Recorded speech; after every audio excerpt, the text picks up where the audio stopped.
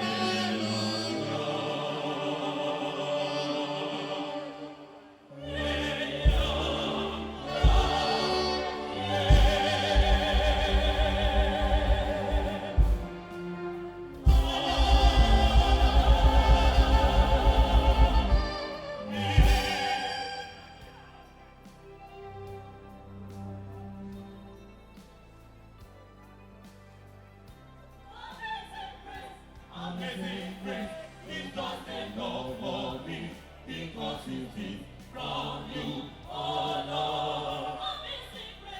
Amazing grace is just enough for me, because it is from you, oh Lord.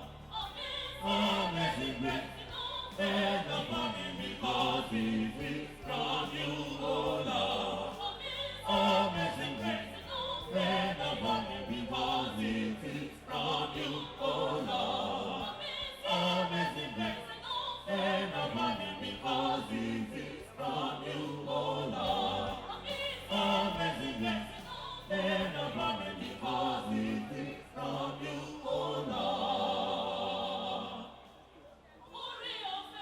Oore ọ̀fẹ́ ló wá ti tó fún mi, torí tó wà látọ̀dọ̀ rẹ̀, Olúwa. Oore ọ̀fẹ́ ló wá ti tó fún mi, torí tó wà látọ̀dọ̀ rẹ̀, Olúwa. Oore ọ̀fẹ́ tí tó fún mi, torí tó wà látọ̀dọ̀ rẹ̀, Olúwa. Oore ọ̀fẹ́ tí tó fún mi, torí tó wà látọ̀dọ̀ rẹ̀, Olúwa. Oore ọ̀fẹ́ tí tó fún mi, torí tó wà látọ̀dọ̀ rẹ̀, Olúwa. Oore ọ̀fẹ́ tí tó fún mi, torí tó wà látọ̀dọ̀ rẹ̀, Olúwa.